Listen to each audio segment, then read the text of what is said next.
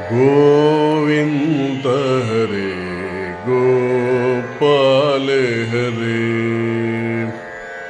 त्रेता में सीता राम बने, द्वापर में राधे श्याम बने, कलियुग में साई नाम लिए, साई नाम लिए, सत्यम नाम लिए। गोविंद हरे गोपाल हरे, गोविंद हरे अवतार हरे, गोविंद हरे अवतार।